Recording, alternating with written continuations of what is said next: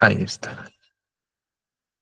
Pues Dios les bendiga a todos, espero que se encuentren muy bien.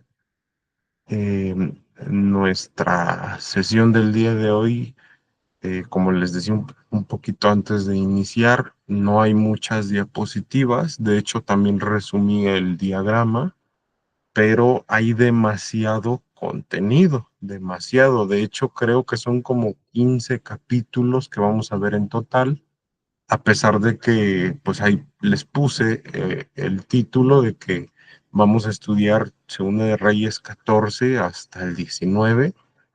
La sesión de hoy vamos a estudiar Isaías 36, 37, Segunda de Crónicas, porque nos habla así de la relatoría de los reinos. Ahorita les voy a poner de una vez la agenda del día de hoy, ¿verdad?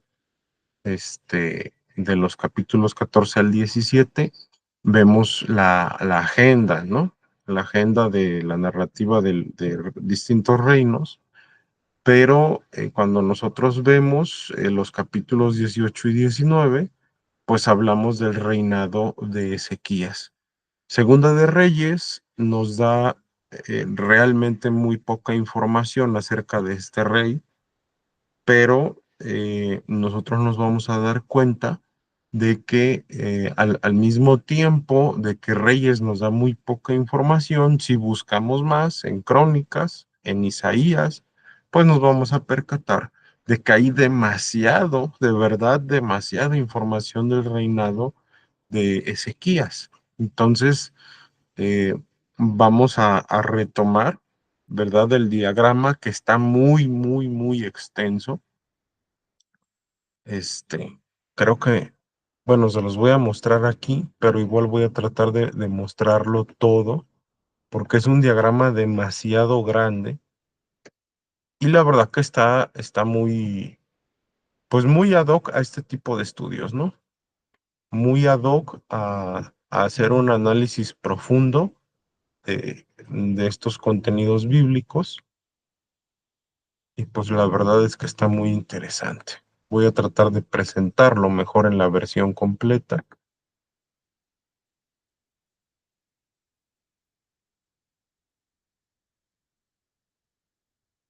porque efectivamente, digo, aquí nosotros estamos viendo en el primer el diagrama, de alguna u otra manera, pues el resumen, le vamos a llamar, ¿no? Creo que ahí ya se está observando.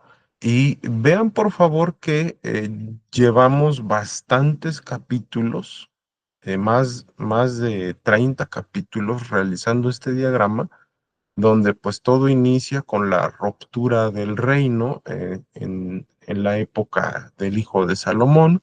Se genera el reino del sur en Judá, ¿verdad? Son nada más 2 tribus, el reino del norte son 10 tribus, pero nos quedamos la semana pasada, después de analizar el caso de Atalía y demás, pues nos quedamos en esta pequeña sección donde vamos a estar estudiando a reyes como Amasías, a Joás, a Azarías y demás, ¿no? Pero la realidad es que también vamos a estudiar un poco, pues, qué fue lo que pasó. Aquí lo estoy señalando con Salmanasar, ¿no? Que bueno, era rey de Asiria. Y les he querido resumir todo esto porque es un contenido demasiado denso. Eh, Denme un segundo. Aquí está. Sí.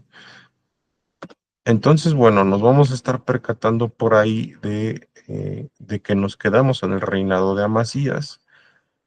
Joás, también vamos a estudiar un poquito acerca de eso a partir del capítulo 14. Nada más déjenme volver a proyectar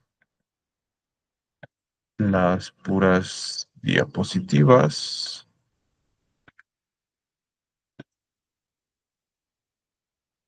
Ahí está. Perdón. Ok. Si nosotros estudiamos Segunda de Reyes 14, mis queridos hermanos, vemos de los versículos 1 al 22, en unión con Segunda de Crónicas 25, de los versículos 1 al 28, el reinado de Amasías en Judá. Este fue un hombre que realmente empezó a corromper más al pueblo de Judá, ¿sí?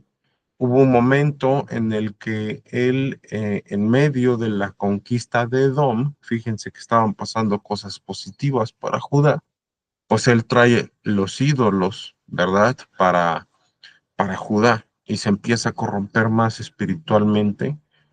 Y un poco más adelante, ¿verdad? Nos habla del reinado de Jeroboam II en Segunda de Reyes 14, de los versículos 23 al 29. Y a pesar de que este fue un rey malvado, la Biblia sí nos dice que fue utilizado para restablecer las fronteras de Israel. O sea, recordemos que este Jeroboam II no estaba reinando en Judá. Hay que hacer esa diferenciación, aunque parezca muy obvia. Y él fue contemporáneo de Jonás y de Amós. ¿Sí? Entonces, esto también es muy interesante. Algunos comentaristas bíblicos nos dicen que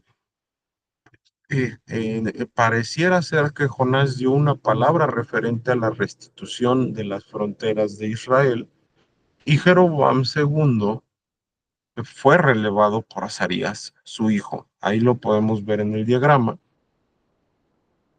Y bueno, propiamente Azarías en Segunda de Crónicas 26 y en Segunda de Reyes 15 de los versículos 1 al 7 nos narran su reinado, ¿no?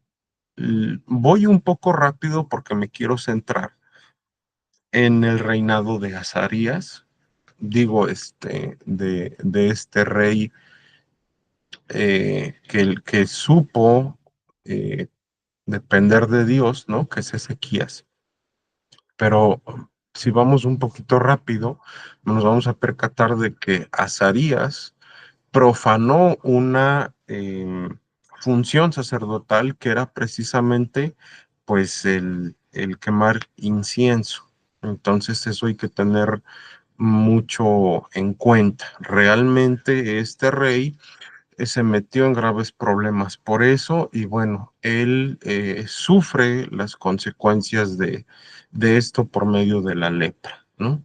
El capítulo 16 ya nos estaría hablando del reinado de Acaz en Judá, pero hay un donde nosotros vemos que la Biblia habla del reinado de Zacarías, ¿no? Que es descendiente de Jehú, del reinado de Salum, de Manahem, de Pecaía, de Peca, ¿sí?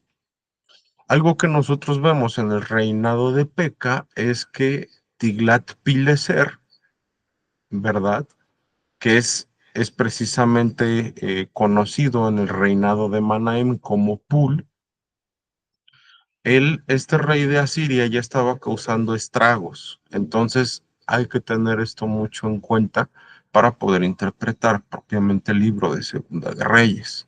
Ahora, si nosotros vamos, les reitero, voy a ir bastante rápido en esta sección, pues nos vamos a dar cuenta de que en el capítulo 16 y en Segunda de Crónicas 28 vemos el reinado de Acaz en Judá, ¿sí?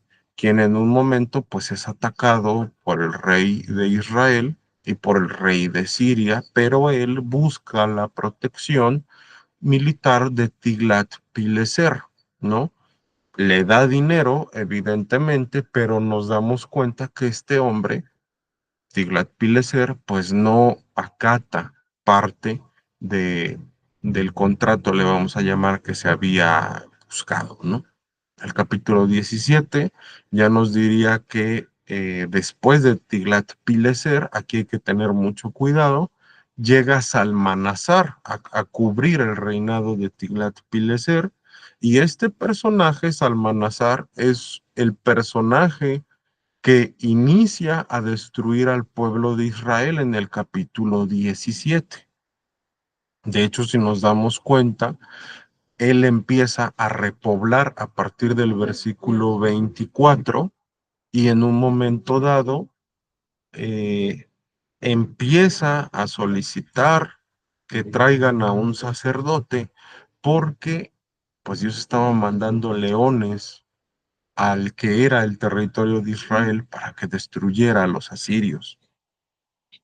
Y a pesar de todo eso, pues el pueblo responde de una manera negativa, se empieza a multiplicar la idolatría y entonces pues se empiezan a dar problemas graves en materia de destrucción para estos personajes que estaban repoblando la zona de donde era Israel, donde era el territorio de Israel, ¿no? Esto es como con un resumen muy, muy, muy rápido y me quiero centrar en lo que viene y es el reinado de Ezequías. El reinado de Ezequías tiene tres momentos cúspide y tiene un contenido muy devocional y muy digno de que sea muy, muy, muy bien analizado. Entonces, hay tres momentos muy específicos del reinado de Ezequías en Segunda de Reyes que hay que tener mucho en cuenta. El primero es cómo restaura el culto levítico en Judá. De hecho, si nos regresamos, nos vamos a dar cuenta que Acaz fue un personaje muy malvado, uno de los reyes de Judá, Acaz, fue muy corrupto, pero después Dios levanta un hombre muy íntegro que lo amaba demasiado, ¿verdad? Y que él es el parteaguas espiritual que Dios ocupa para traer en medio de la destrucción. Eso hay que tenerlo claro, en medio de la destrucción del reino de Israel y Judá que ya estaba viviendo este sitiamiento, Ezequías se levanta y nosotros nos vamos a dar cuenta de que este personaje también tuvo un error, pero supo cómo remendarlo y lo hizo de la mejor manera posible. Pero eso lo vamos a estar viendo en la segunda sección. Segunda de Reyes 18, Segunda de Crónicas 32 e Isaías 36 nos hablan del momento en el que Sennacherib invade a Judá. En ese momento nosotros vemos que Ezequías comete un error grave, pero a pesar de ello, él sabe lo que se tiene que hacer delante de Dios, a pesar del momento en el que se comete errores. Y en Segunda de Reyes 19 vamos a estar estudiando precisamente las consecuencias del arrepentimiento de Ezequías. Entonces vamos a ir por partes. Aquí sí me voy a detener mucho, vamos a ir muy lentamente y saboreando lo que dice la palabra. Entonces, la primera sección, el capítulo 18, en los versículos 1 al 8 y en Segunda de Crónicas 29, nos habla de la restauración del culto levítico en Judá. Vamos a estar yendo para allá. Segunda de Reyes,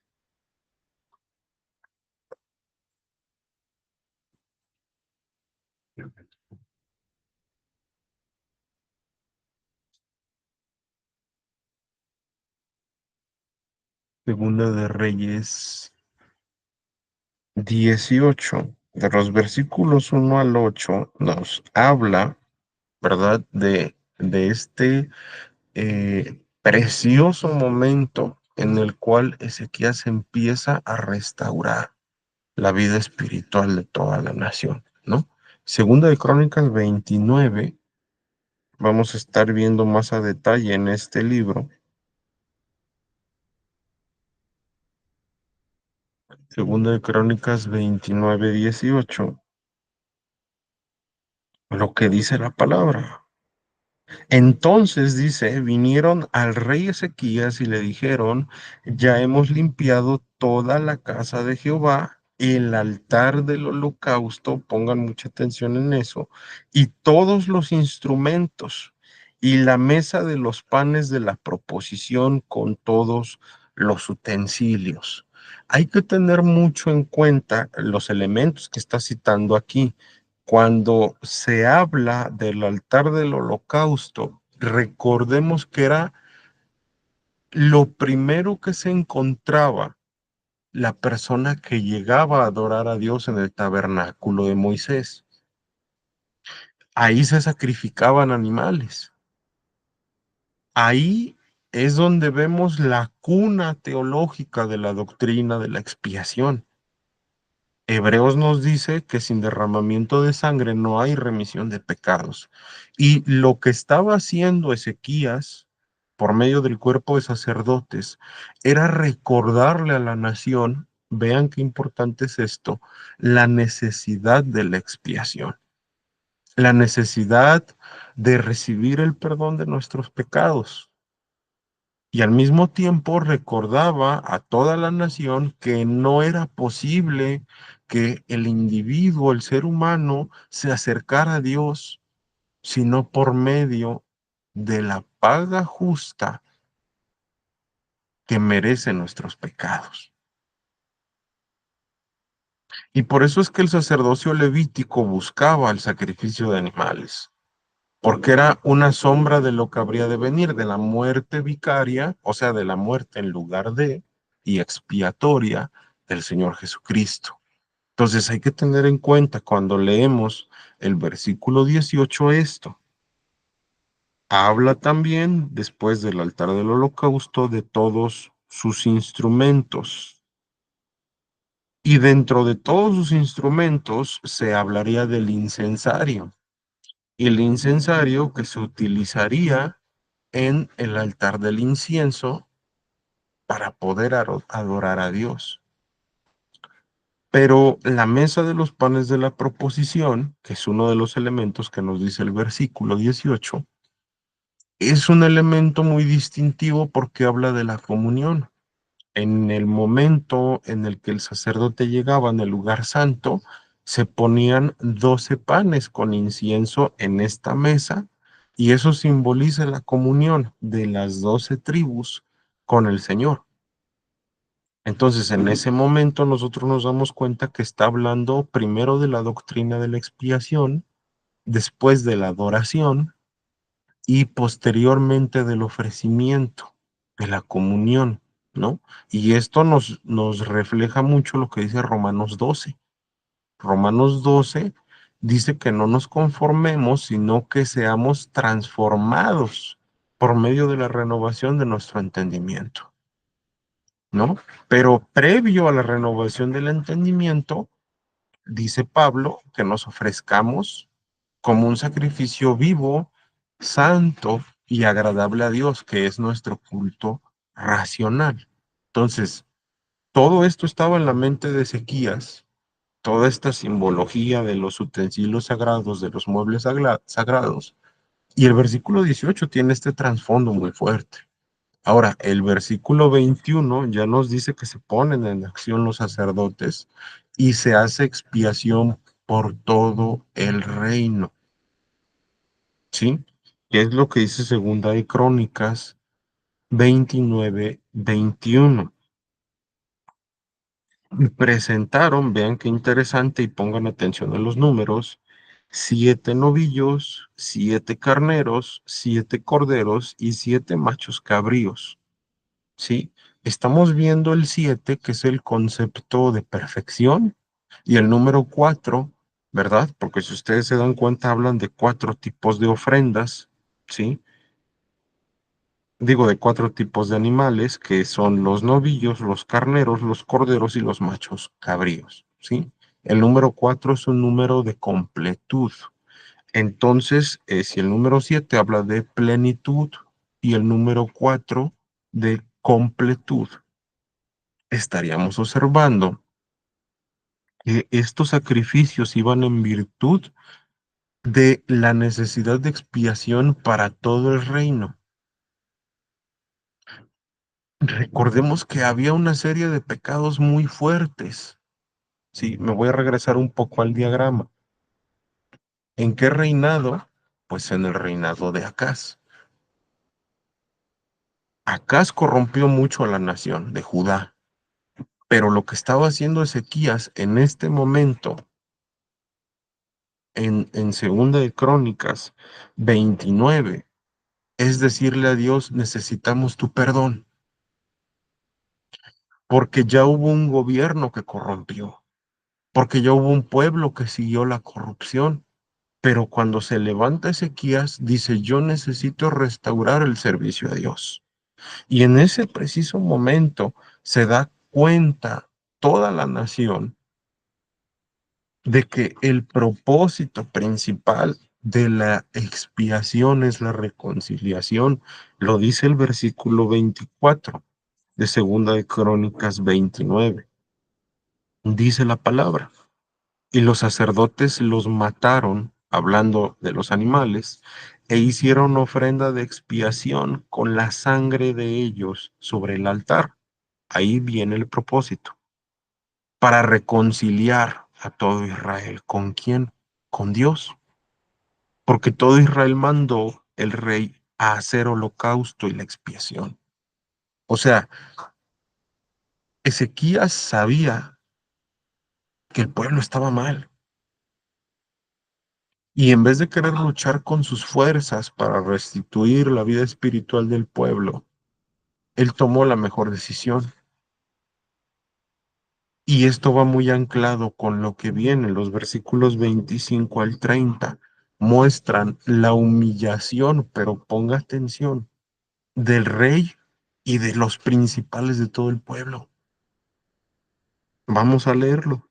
Pero también dice la Biblia, pero también levitas en la casa de Jehová con címbalos, salterios y arpas, conforme al mandamiento de David, de Gad, vidente del rey y del profeta Natán, porque aquel mandamiento procedía de Jehová por medio de sus profetas. Los levitas estaban con los instrumentos de David y los sacerdotes con trompetas.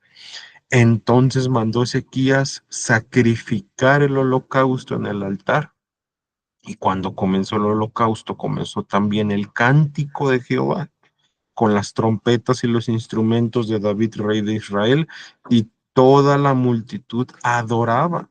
Y los cantores cantaban y los trompeteros sonaban las trompetas. Todo esto duró hasta consumirse el holocausto. Y cuando acabaron, vean qué interesante, todos de ofrecer.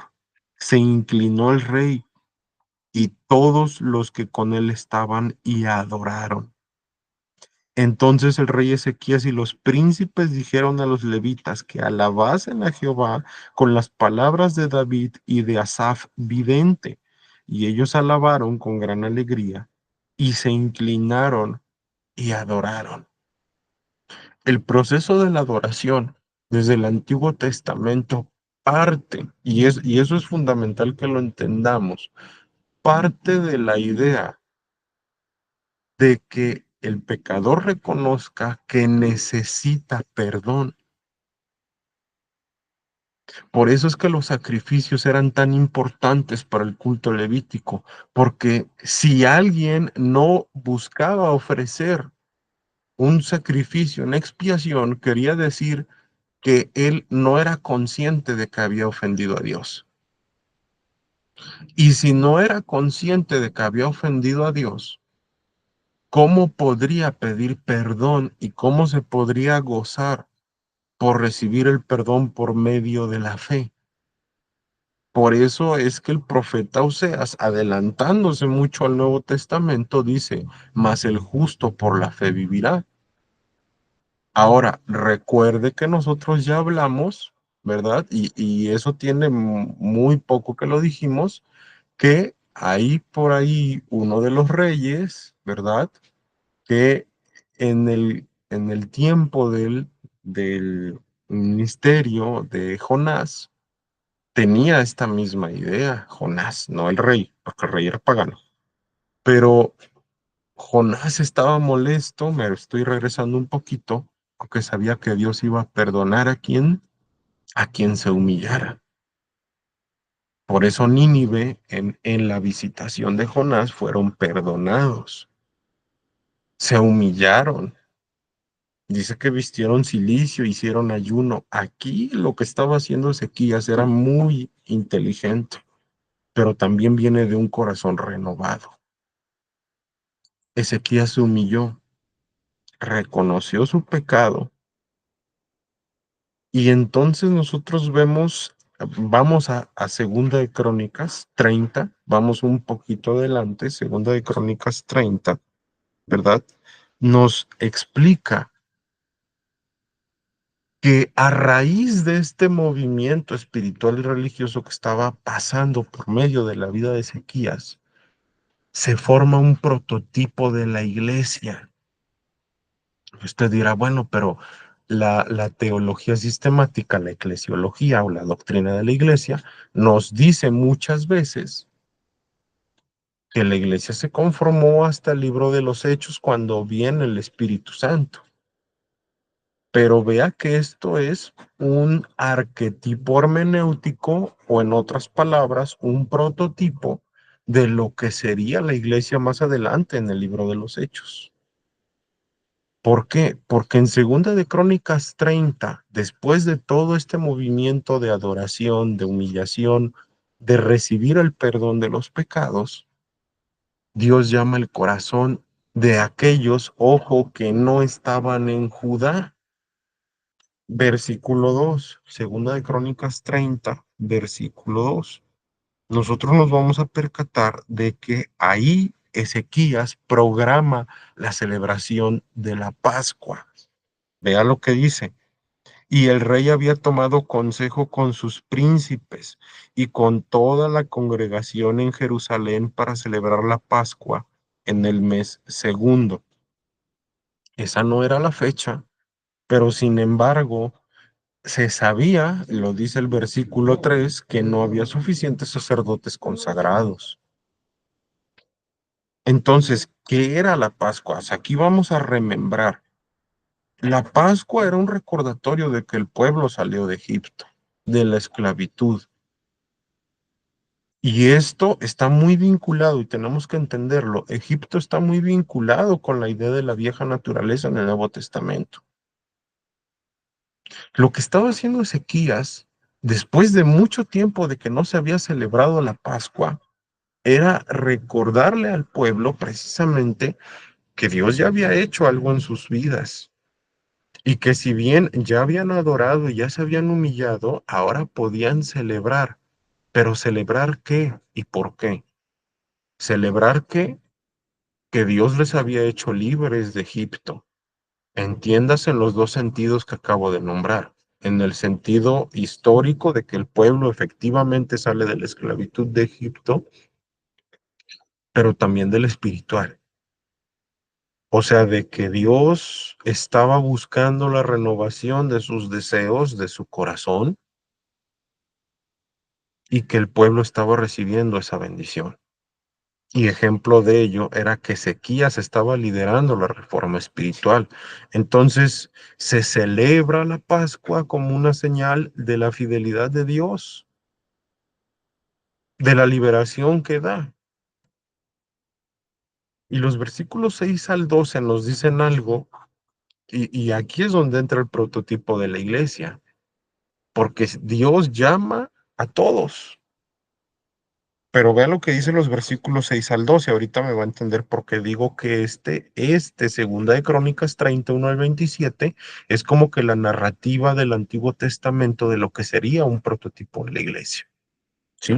Versículos 6 al 12 de Segunda de Crónicas 30. Fueron pues correos con cartas en mano del rey y de sus príncipes por todo, no dice Judá, por todo Israel y después Judá. Acuérdese, capítulos antes ya había sido destruido Israel. Había un pequeño remanente. Reitero, vamos a poner mucha atención en esto. como el rey lo había mandado y decían, hijos de Israel. Volveos a Jehová, el Dios de Abraham, de Isaac y de Israel. Ojo que aquí no está diciendo Jacob y tiene un porqué. Y él se volverá al remanente que ha quedado de la mano de los reyes de Asiria.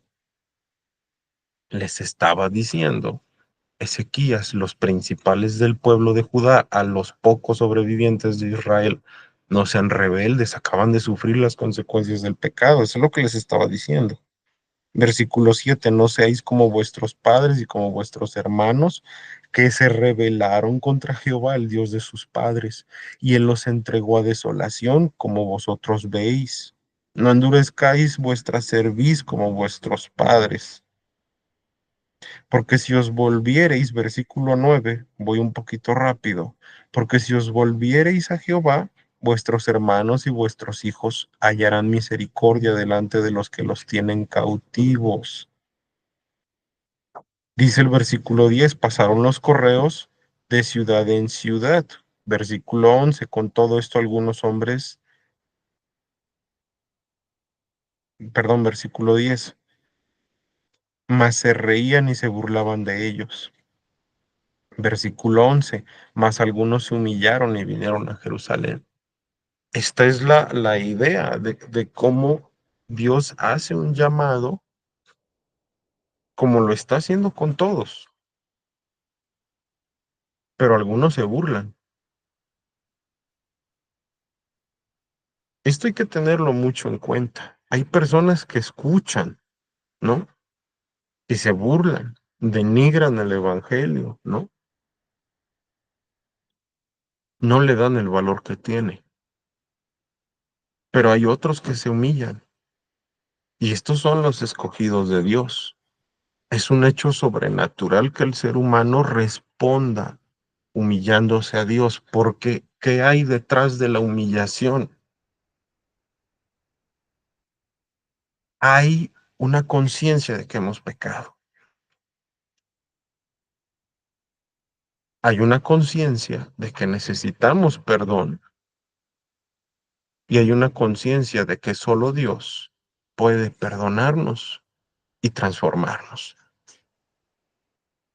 Ahora, dice literalmente la Biblia, ¿verdad? Que Dios otorgó un solo corazón para esto, ¿no? Dice el versículo 12. En Judá también estuvo la mano de Dios para darles un solo corazón, para cumplir el mensaje del rey y de los príncipes, este mensaje de vengan a humillarse, a celebrar, a recibir el perdón de Dios. Pero, ¿qué significa la palabra corazón en esta porción en específico? Bueno, la concordancia Strong nos dice, ¿verdad?, que es la palabra lev. ¿Qué significa lev en hebreo? Bueno, lev es propiamente el asentamiento del intelecto, del pensamiento y de las emociones. O sea, Dios tocó estas tres áreas de estos seres humanos, igual que nosotros, y tomaron la decisión de humillarse. No es suficiente con pensar en Dios, no es suficiente con llegar a la conclusión intelectual de que Dios es Dios, ni es suficiente la emoción, sino que es necesario que las emociones, el pensamiento y el intelecto sean doblegados a Dios, que tengan en mente la necesidad de expiación, que la expiación es este acto donde Dios cubre al alma del pecador de recibir el propio juicio de Dios. Y entonces, segunda de Crónicas 30, versículos 13 al 27, se celebra la Pascua y los panes sin levadura.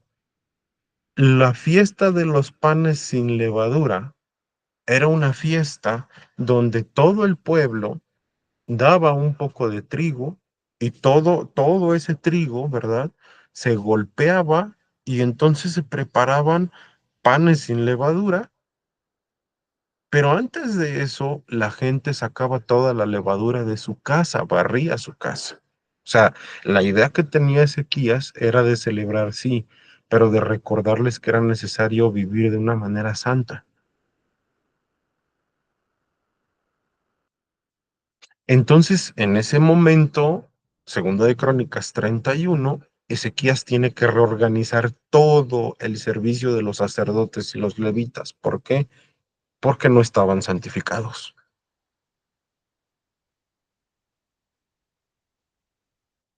Y ojo, porque si bien nosotros estamos viendo que ya Ezequías había mandado traer para decir, humíllense, vengan y adoremos a Dios, vengan y recuerden que Él los quiere perdonar.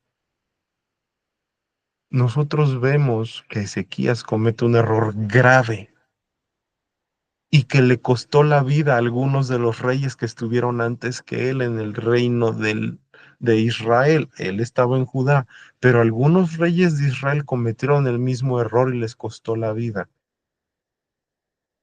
Y nosotros a lo mejor tenemos la duda y decimos, hermano, pero pues, ¿cuál fue el error de Ezequías? Vamos a verlo. Segunda de Reyes, vean qué complejo, ahorita ya nos estamos regresando a Segunda de Reyes. Segunda de Reyes 18,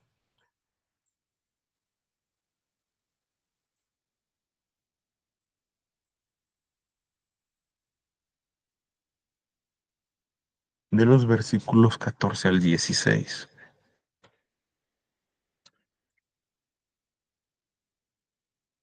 Vean, acuérdense que Sennacherib quería invadir también a Judá, ya había destruido a Israel.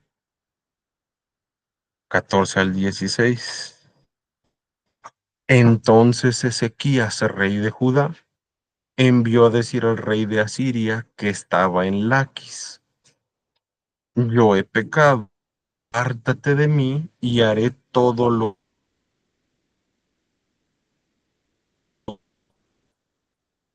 Este error, el sublevarse, el pedir la misericordia de un rey pagano, llevó a muchos a la muerte antes que él.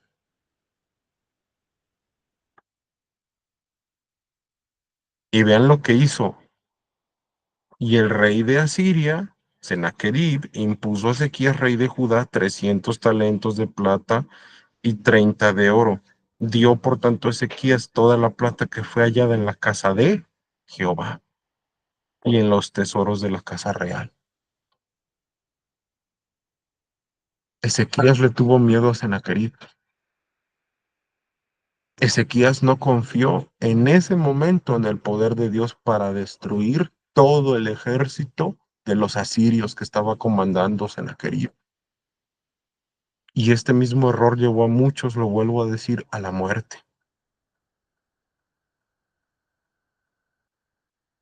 Segunda de Crónicas 32 nos dice que este Sennacherib empieza a blasfemar el nombre de Dios y prácticamente dice que el Dios de los judíos no era diferente a los dioses de los pueblos que él ya había destruido. ¿Cómo reacciona Ezequías después de su pecado? Lo que nosotros vemos es que va a buscar a Dios. Dice el libro del profeta Isaías que estos hombres que estaban debajo del poder de Sennacherib mandan cartas y empiezan a quebrantar la moral y la vida espiritual del reino de Ezequías, y Ezequías va delante de Dios y abre esos pergaminos y le empieza a decir a Dios lo que estaba pasando. Y entonces termina la oración y el profeta Isaías, Isaías 36 y 37 dice esto: el profeta Isaías le dice a Ezequías que el Señor había escuchado a estos individuos y que escuchó la oración de Ezequías, pero Ezequías acababa de pecar. Lo que nos quiere decir aquí es que Dios no desecha a nadie que se acerca de manera genuina a Él, a pesar de sus errores. Porque si Dios lo hiciera, si Dios buscara personas perfectas, evidentemente no elegiría a nadie de nosotros.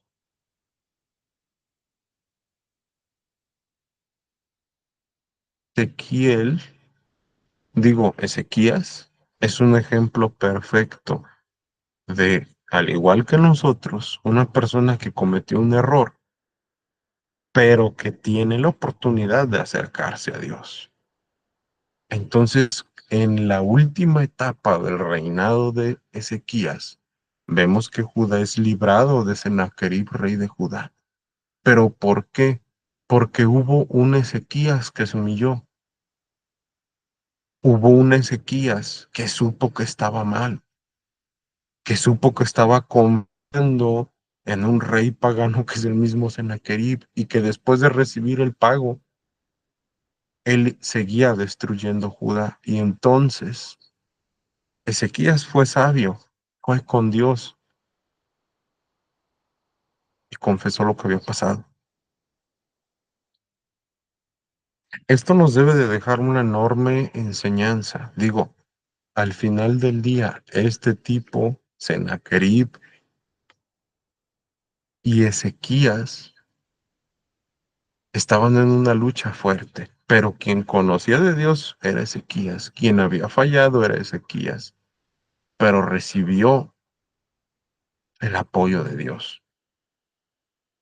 Muchos de nosotros pensamos que al equivocarnos ya no hay vuelta de hoja.